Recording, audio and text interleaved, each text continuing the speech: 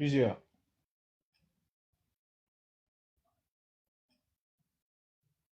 En fait, il y a eu le temple a été construit une première fois par Salomon.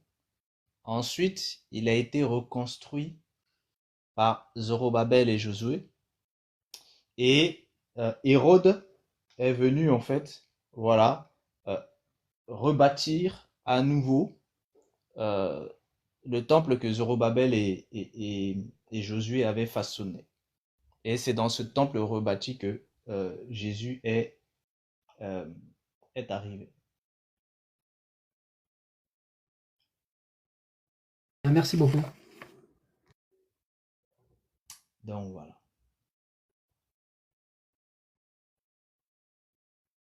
Hmm. Alors. Aujourd'hui, on parle de des porteurs de vie. Est-ce qu'on a atteint nos cas de tapotage? Bien, merci.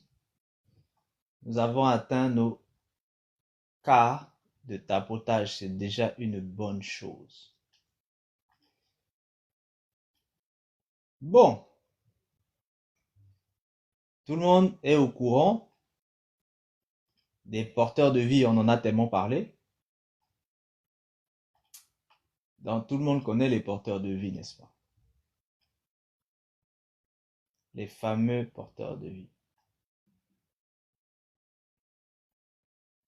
Tout le monde connaît ça. Mais aujourd'hui, on va voir quelque chose de spécifique.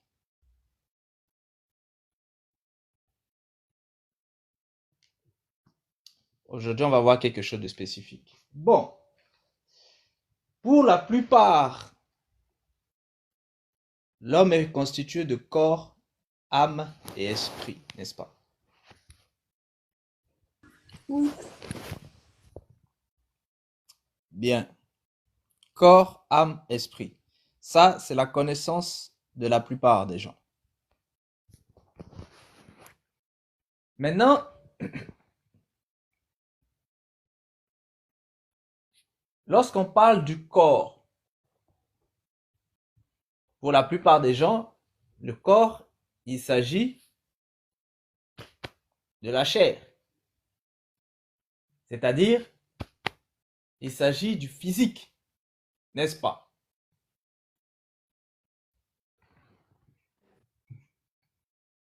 Bien.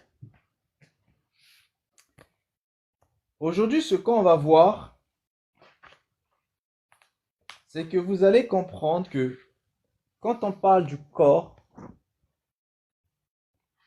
il ne s'agit pas que du physique.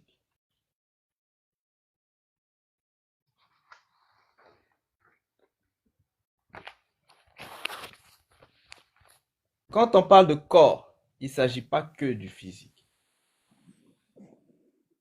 Aujourd'hui, nous allons parler des porteurs de vie. Maintenant, qu'est-ce que c'est qu'un porteur de vie? C'est important déjà. Qu'est-ce qu'un porteur de vie?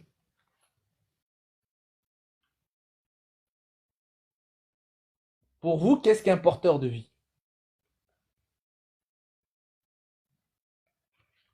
C'est ce qui porte la vie de l'éternel, la vie comme le souffle.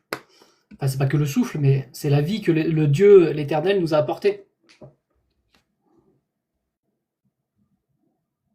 Ok, pour Stéphane, un porteur de vie, c'est quelque chose qui porte la vie que l'Éternel a mis dans les hommes. Ok, merci Stéphane. Et pour les autres, qu'est-ce qu'un porteur de vie?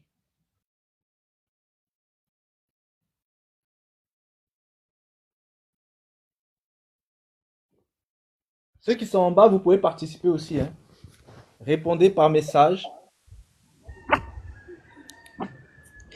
Ceux qui sont montés, on vous écoute aussi, hein. Vous pouvez aussi participer. Bonjour à tous, Bonjour Shadi, vous allez bien? ça va bien et toi? Merci. Je vais bien, merci.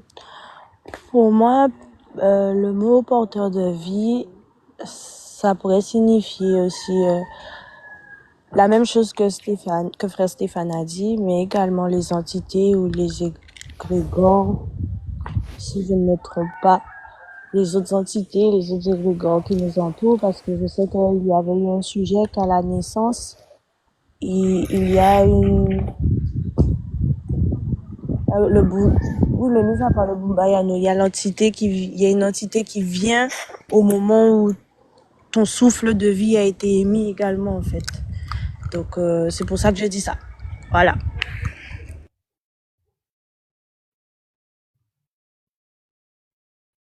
Ok, Bonjour à tous. Je dirais le porteur de vessie, je me souviens un peu des lives précédents. Pour moi, c'est la vérité. La vérité, je vais dire la vérité et la vérité en fait. Merci.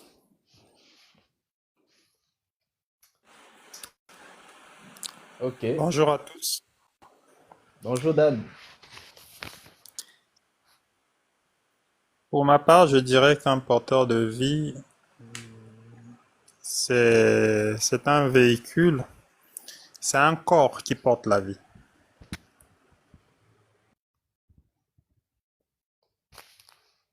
Un porteur de vie est un corps qui porte la vie, un véhicule qui porte la vie, selon Dan.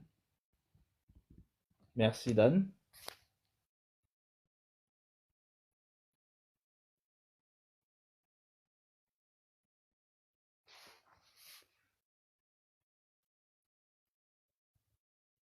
Quelqu'un d'autre?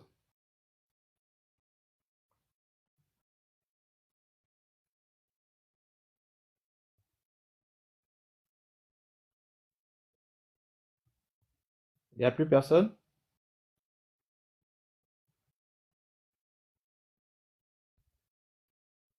Ou c'est moi qu'on n'entend pas? Est-ce qu'on m'entend bien? Si, on t'entend très bien.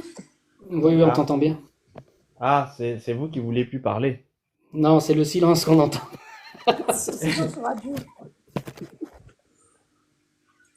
Ok.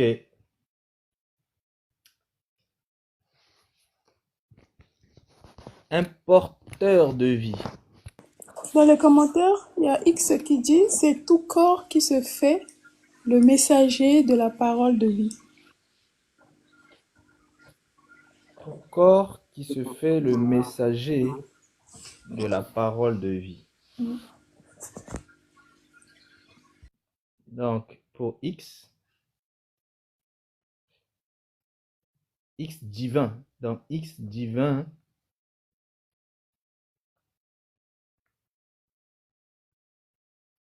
11, 17. Bon. Pour X divin 11, 17, porteur de vie, c'est tout corps qui se fait messager de la vie.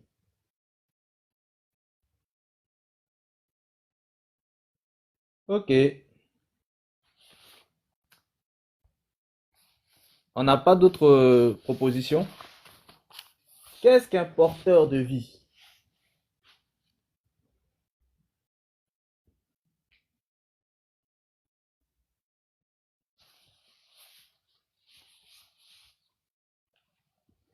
Qu'est-ce qu'un porteur de vie? Pour ceux qui ne se sont pas exprimés. C'est quoi un porteur de vie pour vous?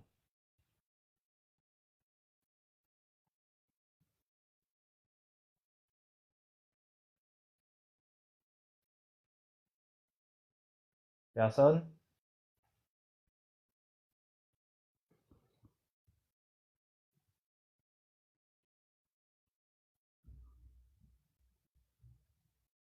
Il y a des commentaires qui disent, il y a Ricardo qui dit bonjour dans le sens que Stéphane disait, mais dans le système des ovaires. MLR qui dit cœur spirituel, parole, mais j'ai oublié le reste. El Jafro qui dit c'est le côté divin dans l'homme. Voilà. Le côté divin dans l'homme. Et MLR qui dit encore c'est tout ce que le Créateur a mis en nous pour vivre la vie selon lui.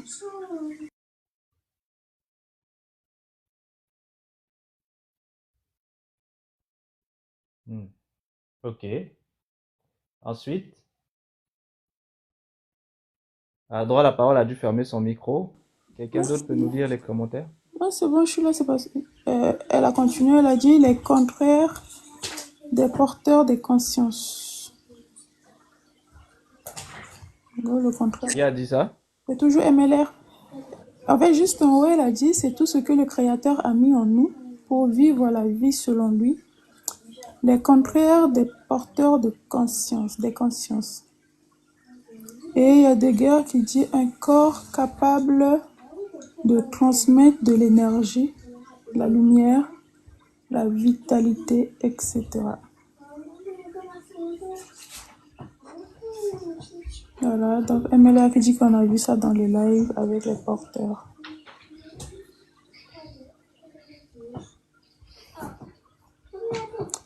Donc voilà.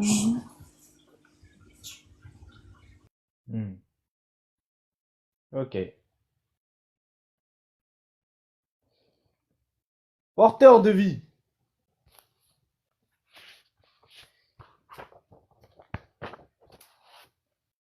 Que signifie la vie? Le latin nous dit que, enfin le latin, nous savons que la vie, c'est la lumière, n'est-ce pas? Et le latin nous dit que porter, c'est ferrer. La lumière, c'est lux. Porteur de lumière, c'est lux ferré. Lux ferré signifie porteur de lumière. La lumière, c'est la vie. La vie, c'est l'âme. Lumière, vie, âme égale la même chose. Donc, lumière égale vie, vie égale âme. Donc, un porteur de lumière est un porteur de vie, c'est aussi un porteur d'âme. Et porter signifie ferrer en latin. Lux, ferrer. Donc, porter la lumière, porter la vie, c'est lux ferré. Et en français, ça signifie Lucifer. Lucifer signifie porteur de lumière, porteur de vie, porteur d'âme. C'est ça ce que signifie Lucifer. Donc, que signifie porteur de vie? Ça signifie Lucifer. C'est ça ce que ça veut dire. Parce que porteur de vie et porteur de lumière, c'est pareil. Ça signifie Lucifer. En français. Lux ferré en latin. Phosphoros en grec. En grec, vous avez phosphoros. C'est ça ce que ça veut dire. Maintenant, ensuite, plus tard, ce nom-là va être assimilé à un être déchu. Plus tard, ça va être assimilé à un être déchu. Mais le mot en lui-même signifie phosphoros, porteur de lumière.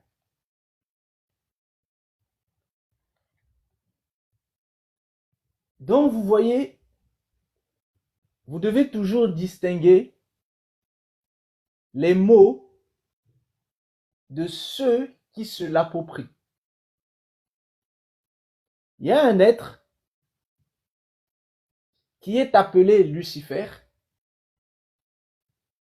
dont il est question dans la Bible. Et cet être-là,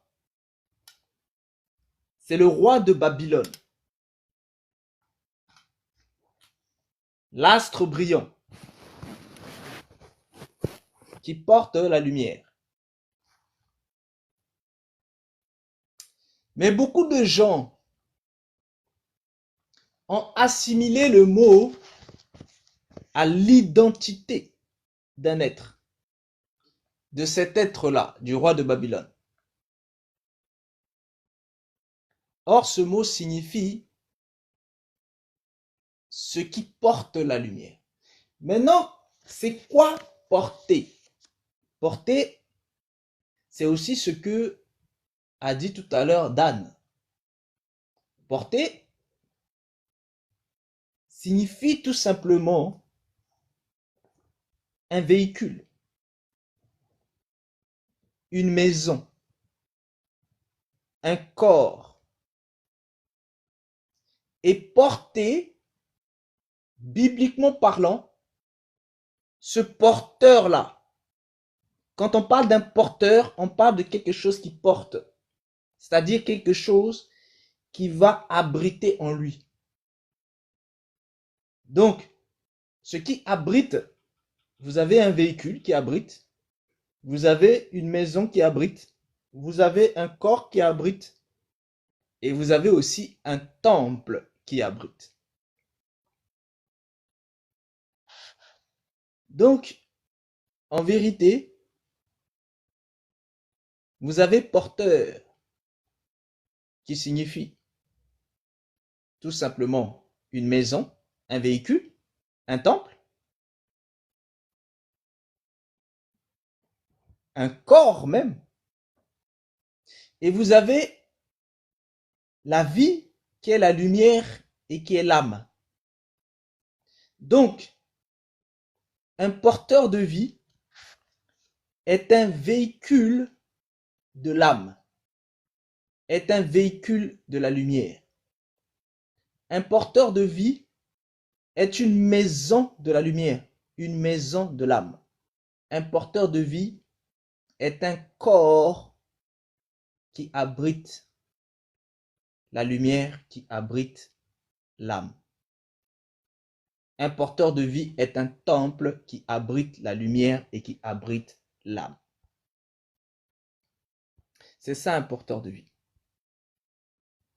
Ça déjà, c'est la première chose qu'il faut comprendre et assimiler.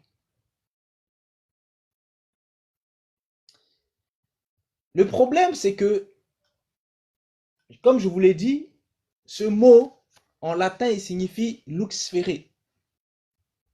Et il signifie, en grec, phosphoros. Ce phosphoros-là et ce luxféré-là, c'est identité dans la Bible au roi de Babylone. Et le roi de Babylone, qui est aussi un porteur de lumière, ça va être accaparé à cet être-là. Mais vous avez aussi, au milieu des chrétiens, cette appellation de luxféré qui est transmise aussi à Satan. Et du coup, Satan est aussi appelé par les chrétiens Lucifer. Ce qu'il faut savoir, c'est que Satan n'est pas Lucifer. La Bible vous dit que Satan se déguise en ange de lumière.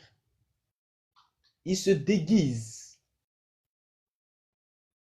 mais il n'est pas un ange de lumière. Mais il se déguise en ange de lumière. Et que ses ministres aussi se déguisent en ministres de lumière. Mais ce ne sont pas des ministres de lumière. Tout comme lui, Satan n'est pas un ange de lumière.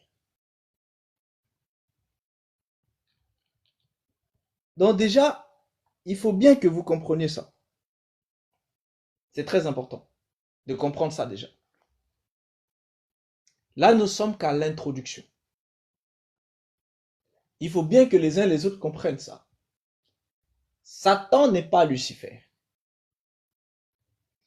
Lucifer, que la plupart des gens appellent Lucifer, lui-même emprunte un mot qui signifie beaucoup de choses. Mais ce mot-là a été justement assimilé à cette personne-là. Et cette personne, c'est le roi de Babylone. Et Satan n'est pas le roi de Babylone. Donc, comprenez bien que déjà tous ceux qui pensent que Satan est Lucifer, ils sont déjà dans l'erreur. Satan n'est pas Lucifer.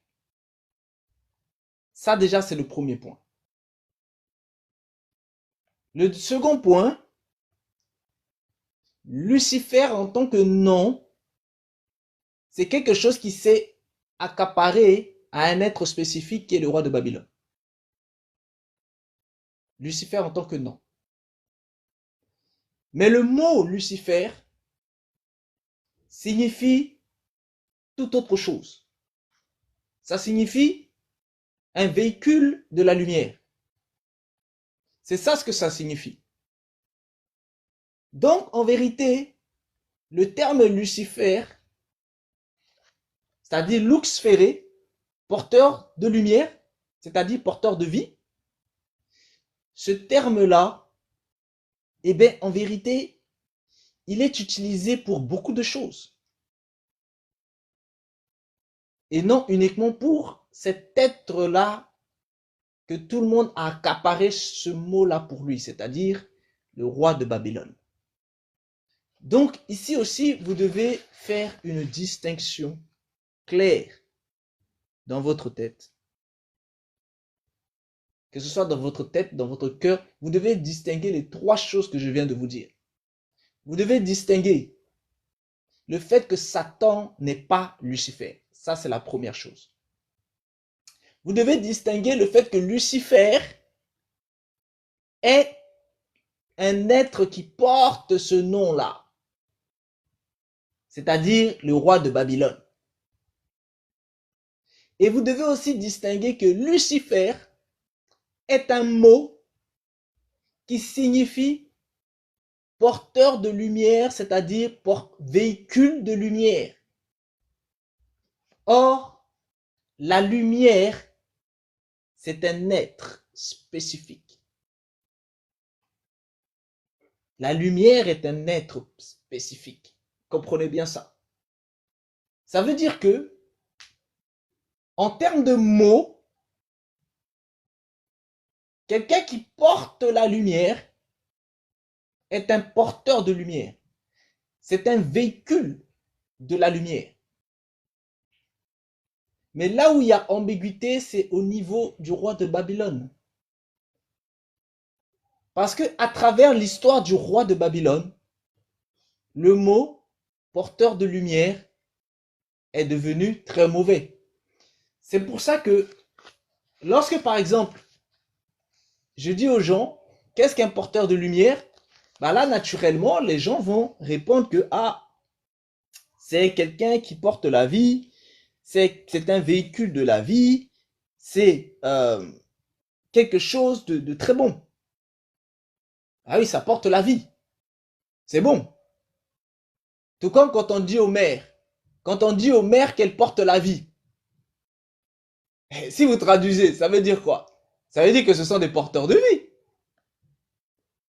Si la mère porte la vie en elle, c'est pas le langage que vous dites. Donc, quand vous dites que la mère porte la vie en elle, ben vous êtes en train de dire que c'est une porteuse de vie. Donc c'est une lux ferré. Elle porte la lumière. Parce que la vie, c'est la lumière. Donc, une mère qui porte la vie, porte la lumière. Donc, Luxféré, Lucifer. Et là, ce serait choquant pour tout le monde.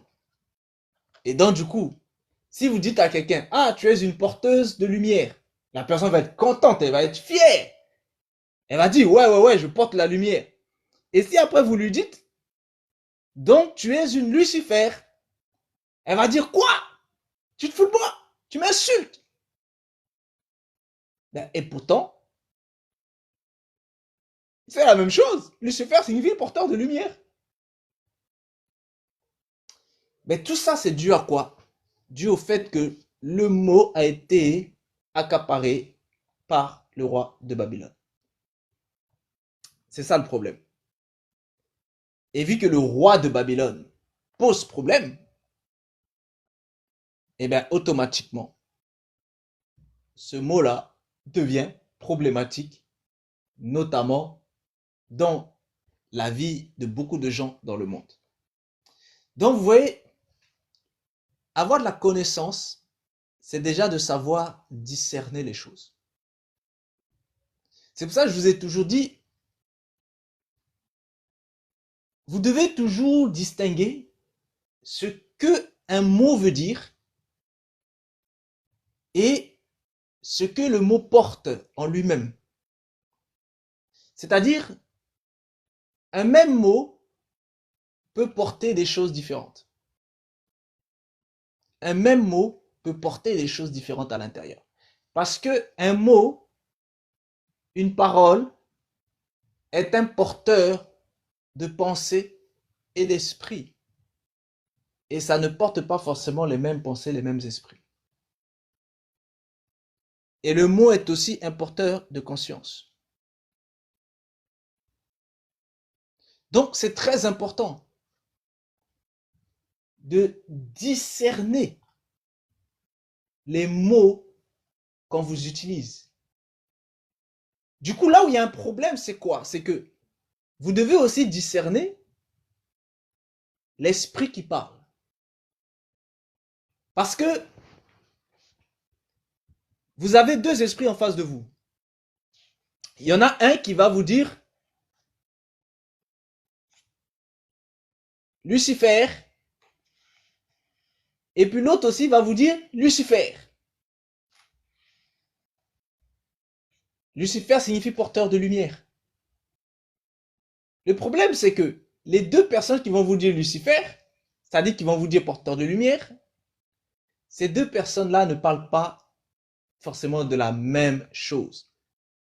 Il y en a un qui va dire Lucifer parce que pour lui, il est en train de parler du roi de Babylone. Donc, il est en train de rendre un culte au roi de Babylone. Et puis l'autre qui va vous parler de Lucifer, alors qu'il est en train de vous parler du terme porteur de vie.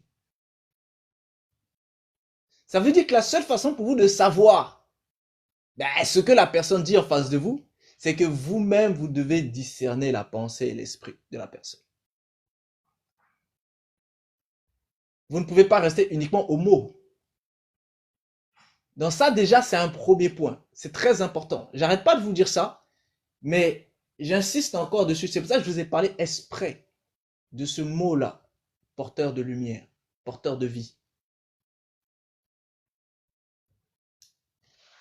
Maintenant que cette intro-là est bien comprise et bien entrée dans les uns et les autres, on va pouvoir entrer maintenant dans notre vif du sujet d'aujourd'hui, c'est-à-dire les porteurs de lumière, les porteurs de vie.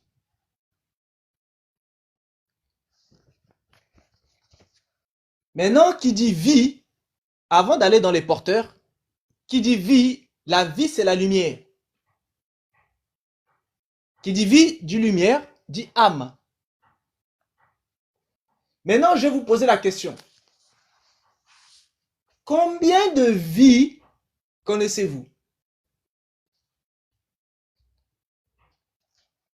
Combien de vies connaissez-vous? C'est-à-dire combien de âmes, combien de lumière connaissez-vous?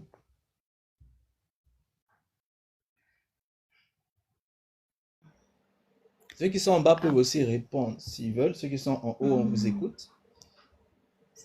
7, non? Ah non, non. Ah non, tu as dit vie. Ah oui, je pense. Oui, vie. Vie, vie.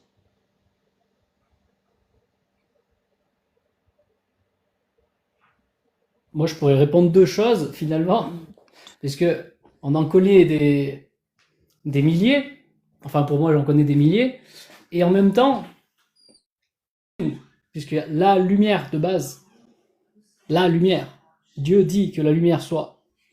Et si elle s'est fragmentée, si on peut dire ça comme ça, en plusieurs, on est tous un.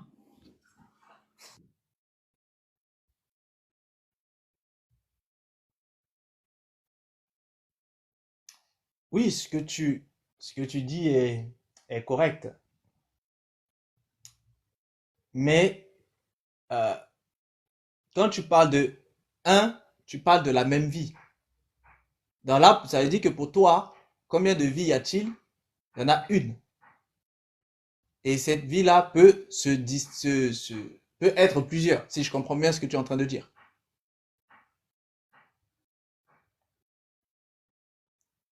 C'est ça, hein, Stéphane.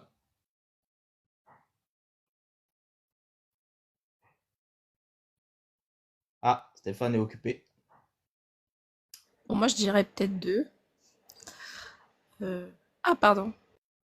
Ah, je disais, quand tu dis la vie, il y en a une, ça veut dire que tu es en train de dire que, et que tu parles aussi de plusieurs, donc tu es en train de dire que euh, il y a une vie et que cette vie-là, elle est aussi plusieurs. C'est ça, hein, ce que tu es en train de dire.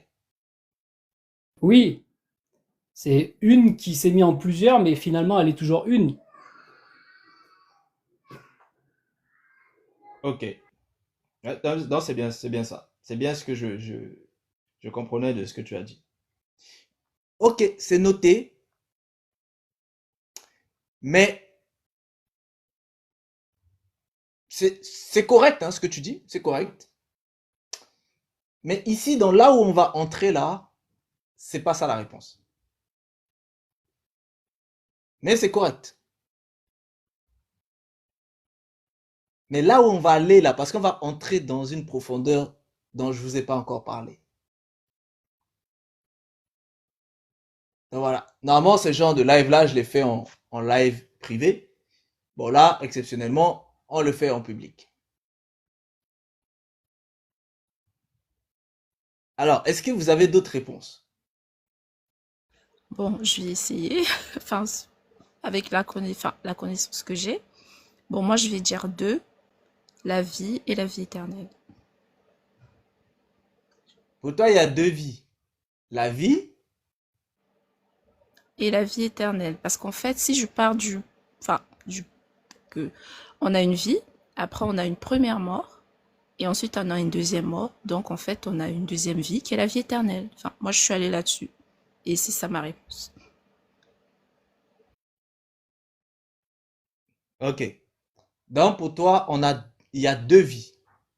Il y a une première vie et il y a une deuxième vie que tu as appelée la vie éternelle. Voilà. Merci, merci Cynthia. Est-ce qu'il y a d'autres réponses?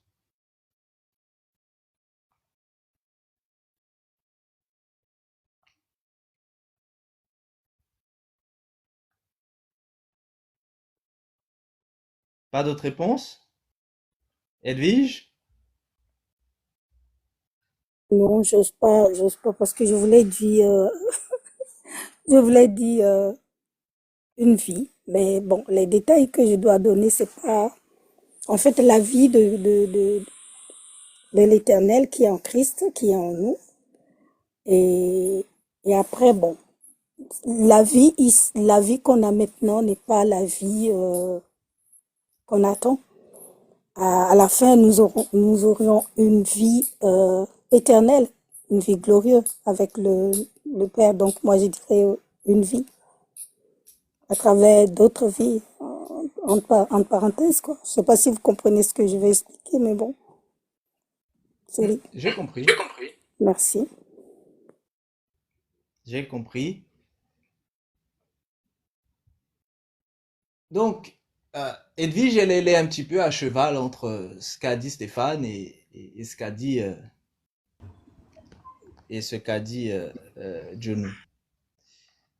Bonjour Richard, bonjour MLR. Alors, pour vous, il y a combien de vies? Bonjour. Il n'y en a qu'une, mais on a vu les créations, Ben, c'est-à-dire c'est que pas c'est la même sa forme de fille vie. parce que mon téléphone s'est éteint. Ah, bonjour Shadi. Ah, on reconnaît les jeunes qui sont souvent sur les réseaux sociaux. Ouais.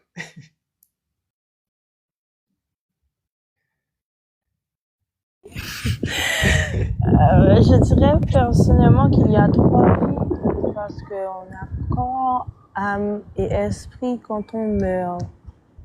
Dernièrement, tu parlais de cela, enfin, tu parlais de ça.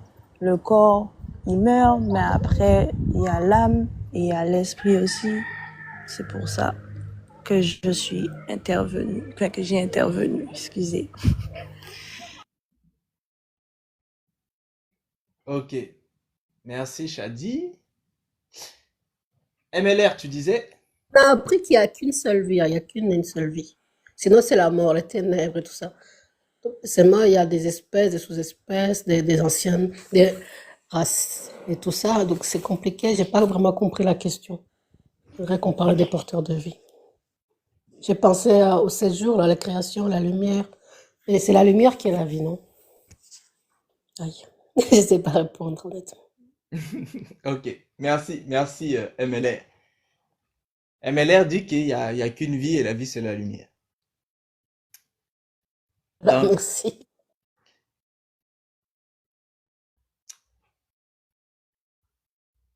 pour que vous puissiez comprendre, vous devez assimiler deux réponses.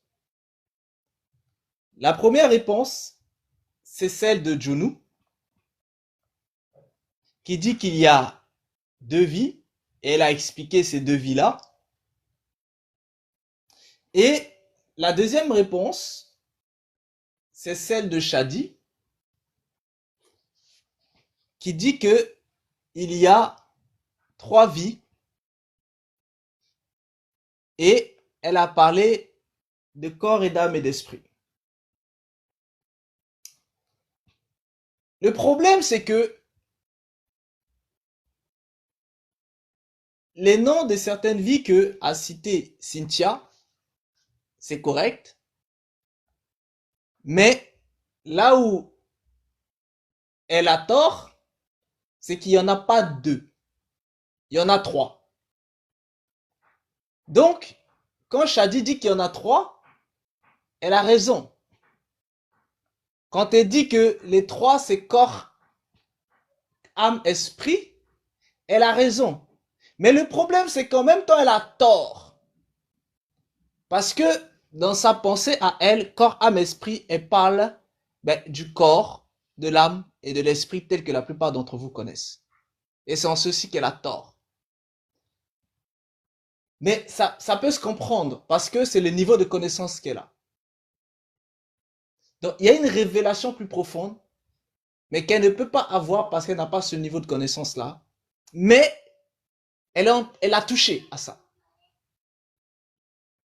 Donc pour comprendre, il faut que déjà vous preniez la réponse qu'a donnée Jonou. Quand elle vous a parlé des deux là, les noms des deux qu'elle a donnés, c'est bien ça. Donc, il y a déjà la vie classique dont elle a parlé et il y a la vie éternelle. Donc déjà les deux là, c'est deux vies différentes. Mais elle n'a pas su trouver la troisième vie. Et quand Shadi dit qu'il y en a trois, elle a bien cité les trois, parce qu'effectivement il y en a trois. Mais par contre, elle les a cités sur la base de corps, âme, esprit. Alors que c'est pas totalement ça. J'ai trouvé. Mais en même temps, ces trois vies-là représentent un corps, une âme et un esprit, mais ils ne sont pas corps, âme, esprit tels que vous connaissez. Donc, il y a bien 3 vies. Et ces 3 vies-là sont chacune dans des dimensions différentes. Maintenant, on va entrer maintenant dans les détails pour que vous compreniez ça. Je vous ai dit, c'est quelque chose dont je ne vous ai pas encore enseigné. Donc, ça va être nouveau pour tout le monde.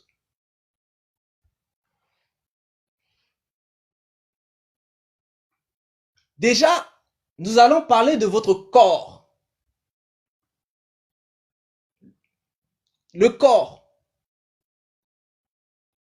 Vous, ce que vous connaissez du corps, c'est la chair, les os.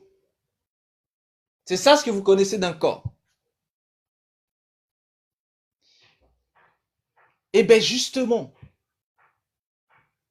c'est là l'erreur. Si vous voulez, ce que vous appelez corps n'est que le corps de la matière. Écoutez bien ce que je suis en train de vous dire. C'est du solide, hein, ce que je vais vous dire aujourd'hui. Vraiment, accrochez-vous. Vous allez recevoir des révélations que vous ne connaissez pas. Ce que vous appelez corps, en vérité, ce n'est que le corps de la matière. Ça veut dire que la matière a un corps, la matière a une âme et la matière a un esprit. Et tout ça là, c'est un corps. Et ce corps-là, c'est la matière. Cette matière, elle est subdivisée aussi en 3 parties. Corps, âme, esprit. Et chacune de ces parties-là, corps, âme, esprit de la matière, sont eux-mêmes subdivisés.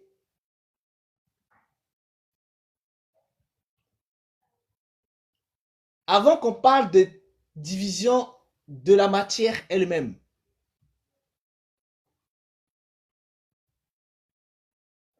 pour que vous compreniez de quoi je suis en train de vous parler, parce que là, vos cerveaux vont commencer à être en ébullition. Vous allez dire, qu'est-ce que Réveil va encore nous annoncer aujourd'hui? Pour faire simple, on va déjà parler du corps de la matière. Le corps de la matière que vous appelez corps. Sachez que ce que vous appelez corps, moi je l'appelle, et le Créateur l'appelle le corps de la matière. Ce que vous appelez corps, le Créateur l'appelle le corps de la matière. Ce n'est que le corps d'un corps. Maintenant, ce corps-là, d'un corps-là, que vous appelez corps, et que les spiritualités vous parlent du corps dense, du corps physique. Lui là, il est composé aussi en lui-même de 3 parties. Première partie de ce corps dense là, vous avez vos os, vous avez la chair et vous avez votre peau. Vous avez la peau, vous avez la chair et vous avez vos os. Ça, c'est ce que vous appelez le corps dense. Ce corps dense-là, il est divisé aussi dans ces 3 parties-là. Une couche qui est là pour la protection, la peau. vous avez une chair et vous avez aussi des os. Et cette partie dense-là, du corps de la matière, ben, c'est elle que vous consommez. Quand vous prenez une viande, vous mangez sa peau, vous mangez sa viande, et certains même mangent ses os. Et vous-même, vous êtes constitué ainsi. Ça là, vous appelez ça le corps. Sachez que c'est pas ça que l'Éternel appelle un corps.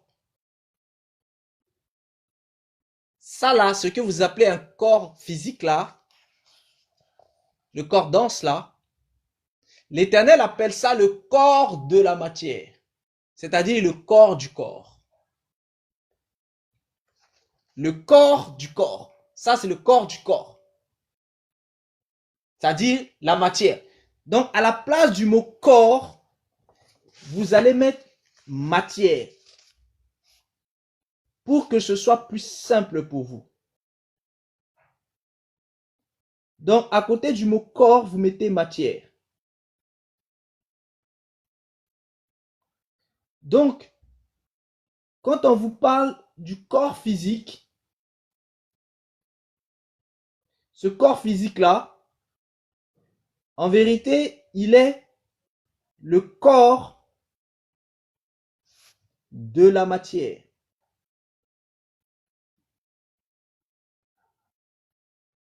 Parce que la matière est ce qu'est réellement un corps.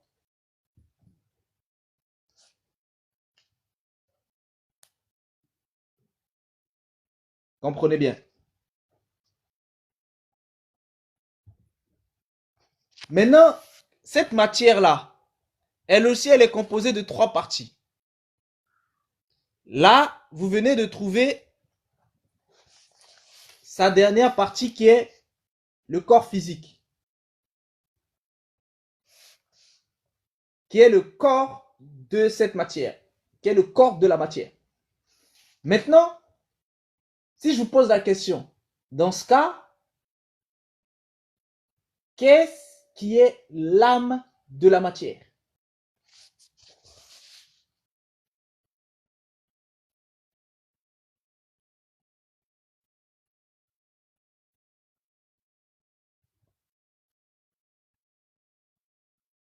Qu'est-ce qui est l'âme de la matière? En bas, vous pouvez aussi répondre. Chair. Non, je vous ai dit tout à l'heure que la chair est tout Ah, c'est simplement le en corps fait physique. le Ok. corps physique. La conscience, peut-être. Non, la conscience ne peut pas être l'âme de la matière. La loi naturelle. Non, non, non, non, non. C'est très, très, très loin de ça. Cœur. S'il vous plaît, vous pouvez Cœur. répéter parce que ça a bugué chez moi, s'il vous plaît. Le cœur, c'est une chair. Donc, il ne peut pas être l'âme de la matière. Donc, le cœur est tout simplement une partie du corps physique de la matière. Il y a quelqu'un qui a dit le sang. Qui a dit le sang? GTOM. Et quelqu'un d'autre aussi, Frère Samuel. Papana. Ah, Papa Nadi, Samuel. Ok, bravo. Bravo. Ceux qui ont dit le sang. Le sang est justement l'âme de la matière.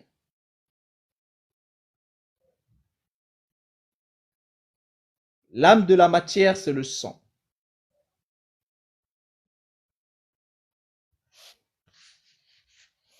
Vous comprenez? L'âme de la matière, c'est le sang. Et cette âme de la matière-là, elle aussi, elle a ses subdivisions.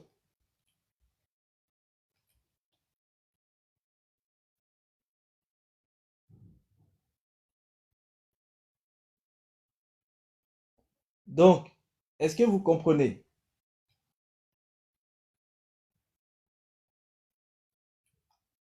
L'âme de la matière elle-même, en fait, a ses subdivisions. Est-ce que vous savez, ils sont lesquels?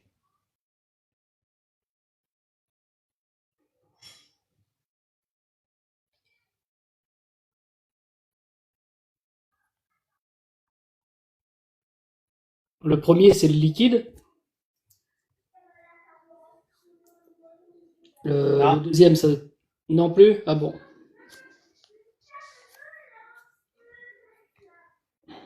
Après, il y a le cœur spirituel. non. Le cœur spirituel n'a rien à voir avec la matière. Bon, ben, je donne ma langue au chat. Même si j'aime pas les chats.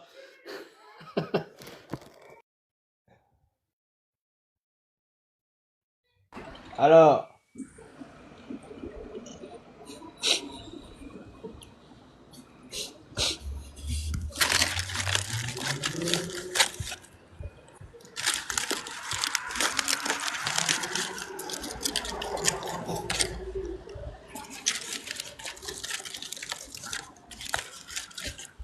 Il y a du bruit alors, chez toi, X.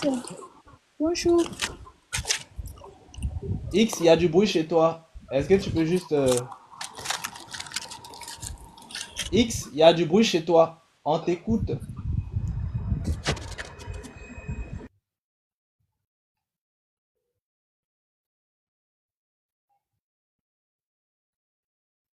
Ok, il a...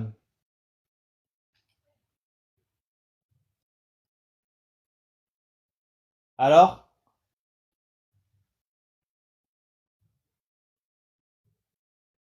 La question, frère Yves, je j'ai pas compris.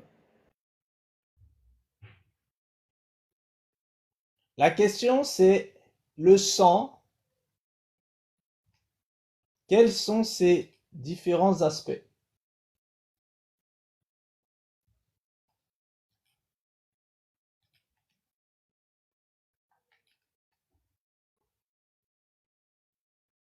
Il y a Papa Nadi qui dit les globules, le sang est et on a Jitoms qui dit le sang est composé de globules et de cellules.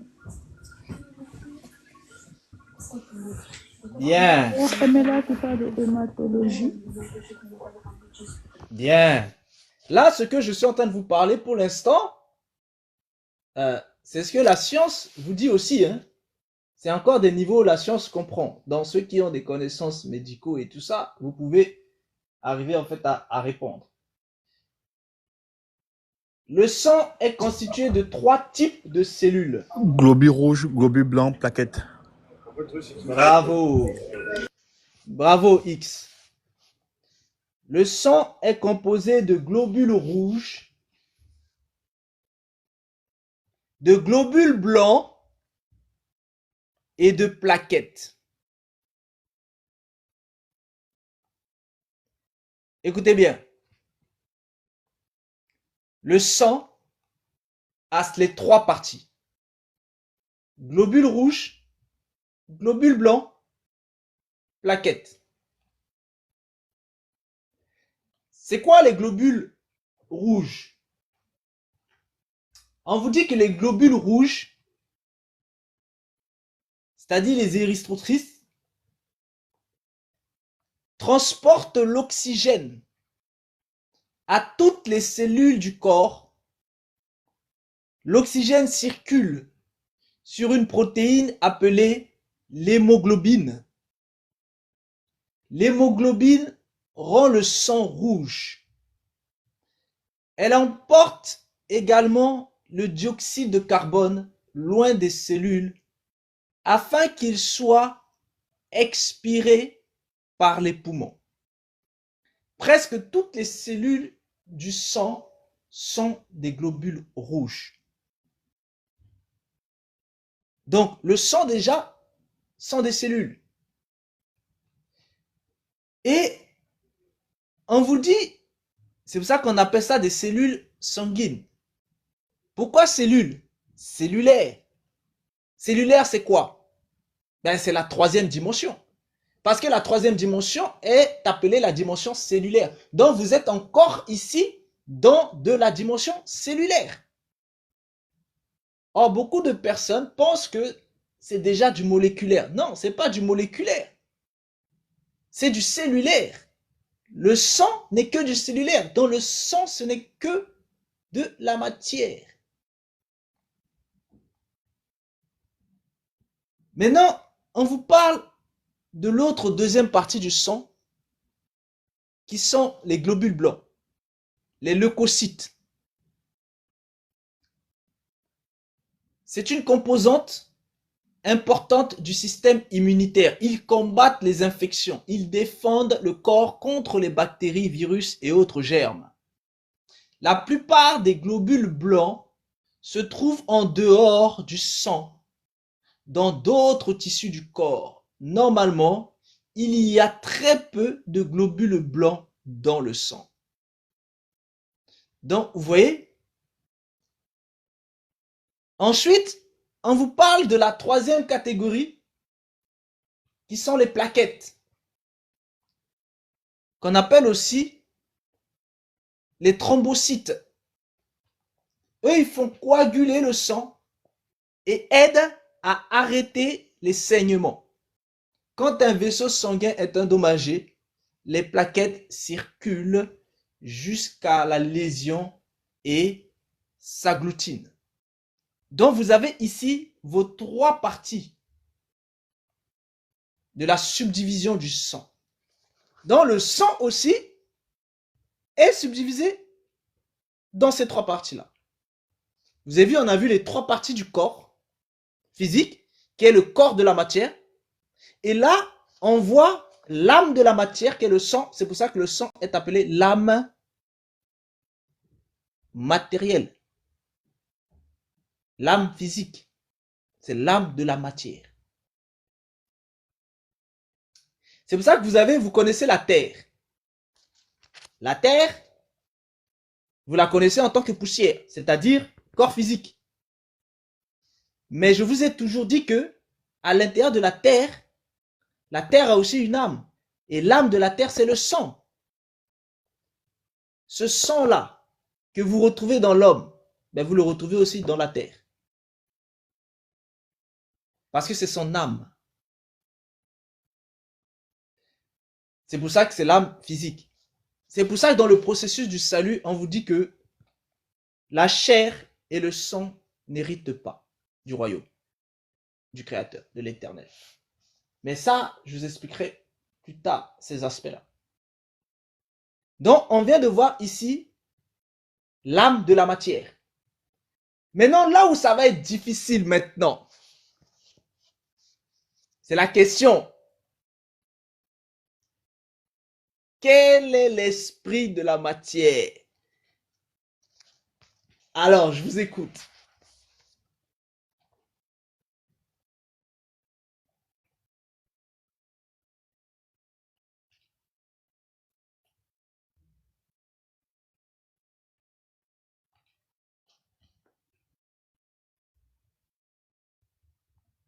Alors, c'est quoi l'esprit de la matière?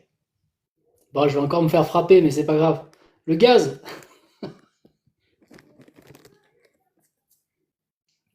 Pour moi, l'esprit de la matière se trouve dans le cerveau, tout ce qui est moelle épinière cerveau.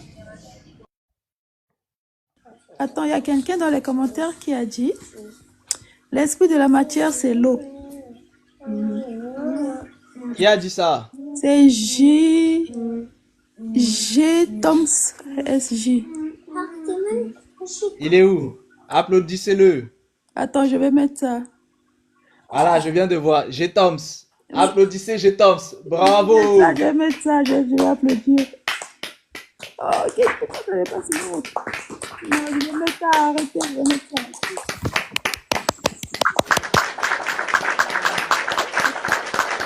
Bravo.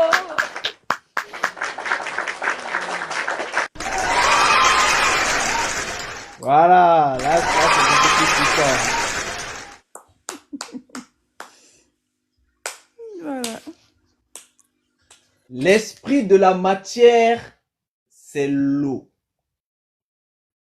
l'eau est l'esprit de la matière. L'eau est une matière, mais une matière qui est l'esprit de la matière. Mais c'est une matière. Mais cette matière-là est l'esprit de la matière. Et l'eau aussi est subdivisée en 3 parties. Alors, dites-moi, quelles sont les 3 parties de la subdivision de l'eau? Solide, liquide, gaz. Bravo, Stéphane. Solide, liquide. Le plus difficile, c'était de trouver que c'était l'eau, l'esprit de la matière.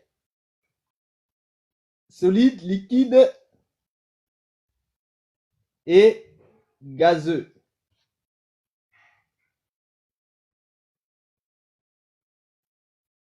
Voici les 3 états de la matière. Solide, liquide, gazeux. Et il y a aussi un autre état qui est ambigu. Un autre état de la matière qui est ambigu, qui est plutôt l'état plasma. Cet état plasma-là, elle est ambiguë parce que c'est un état de la matière, tout comme l'état solide, liquide et gazeux, mais elle est un petit peu différente dans sa composition et dans ses sphères de transition. Donc, on ne va pas trop entrer en détail ici. Et plus tard, je vous parlerai aussi d'un autre état de la matière, c'est-à-dire un autre état d'eau, c'est-à-dire d'état d'esprit de la matière. Dans cet autre état d'esprit de la matière-là, c'est ce qui est appelé l'eau morphogénique. Plus tard, je vous en parlerai de l'eau morphogénique quand on commencera à parler de l'eau. Du coup, pourquoi jusqu'à présent, je ne vous ai pas encore vraiment parlé de l'eau? Je vous en ai parlé un petit peu, mais pas totalement parce que l'eau est l'esprit de la matière. Et dans ces différentes dimensions, elle manifeste en fait des différentes dimensions de l'esprit de la matière. Donc vous avez ces dimensions plasma, vous avez aussi les dimensions en fait de cristaux, vous avez différentes dimensions en fait d'eau, mais toutes ces autres dimensions là s'englobent dans une dimension générale que la plupart des scientifiques et notamment des physiciens quantiques spécialistes de l'eau vont définir comme étant de l'eau morphogénique. Tout simplement parce qu'ils ne connaissent pas très bien quelle est la forme de cette eau-là, parce que, elle prend plusieurs formes. Parce que cette eau-là est beaucoup plus dans cette sphère d'esprit que dans cette sphère de matière. Tout simplement, c'est pour ça que ils ont du mal à concevoir sa forme. Donc, maintenant, vous comprenez ici que même l'eau physique ou même l'eau liquide peut emprisonner des esprits. Pourquoi? Parce que l'eau est un esprit pour la matière. Et c'est pour ça que les esprits sont vulnérables par l'eau. L'âme est une prison pour l'âme spirituelle. C'est pour ça que l'âme spirituelle peut être emprisonnée par le sang. Et le corps est lui donc une prison pour la conscience. Ici, indirectement, je viens de vous définir les trois autres êtres qui, eux, ne sont pas de la matière. Ils ne sont pas de la matière, mais ce sont des esprits.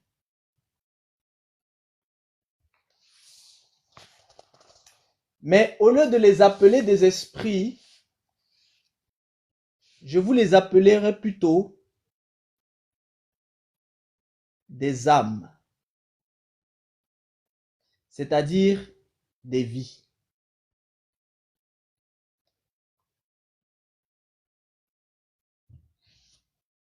Vous allez comprendre.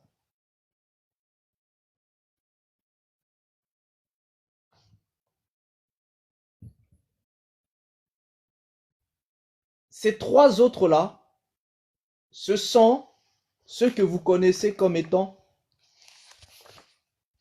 le souffle de vie et leur maison.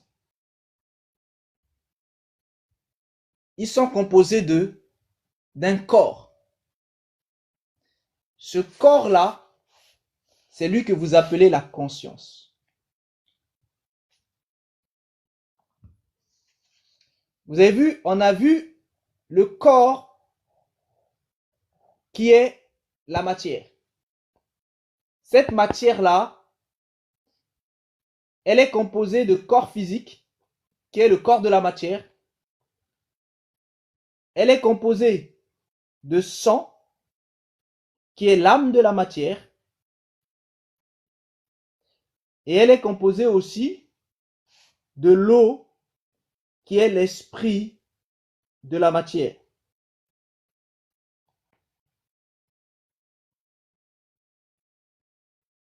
Ça, c'est la matière. C'est pour ça qu'à chaque fois, c'est des choses de la matière. Ensuite, vous avez ce que c'est qu'une âme. Ce que c'est qu'une âme. Ou ce que c'est qu'un cœur.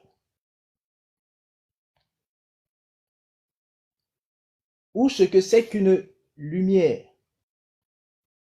Mais ici, derrière le mot lumière, vous devez préciser lumière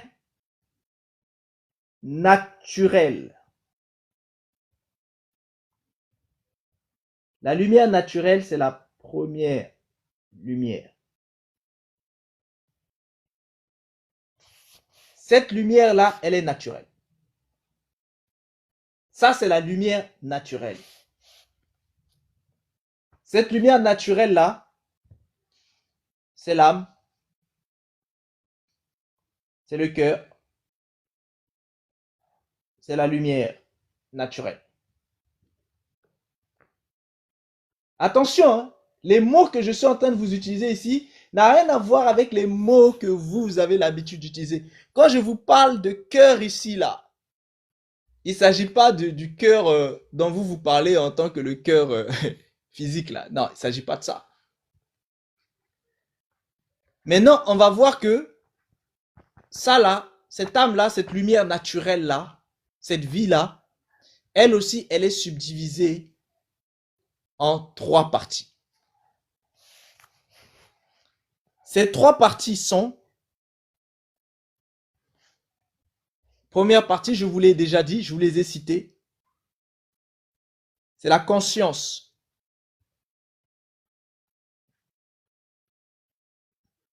La conscience que vous appelez aussi le moi, que vous appelez aussi l'ego, que vous appelez aussi le cœur spirituel. Vous avez vu, tout à l'heure, quelqu'un l'avait proposé en tant que chose de la matière. C'est pas possible parce que c'est un cœur spirituel. Il fait partie des choses spirituelles. Ça fait partie des choses spirituelles. Et ici, là, cette vie-là dont il est question, c'est ici que le mot spirituel et spiritualité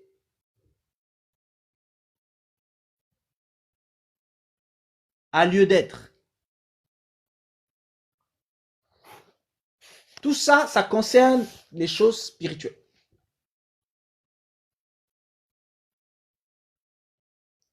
Maintenant, vous avez aussi des subdivisions à l'intérieur. On ne va pas rentrer dans les détails ici. Ouais, ce serait trop compliqué. Vous avez des subdivisions. À l'intérieur de la conscience, vous avez des subdivisions. C'est-à-dire à l'intérieur du cœur spirituel, vous avez aussi ces subdivisions. Mais on ne va pas voir ça. À côté de cela, vous avez aussi l'âme spirituelle.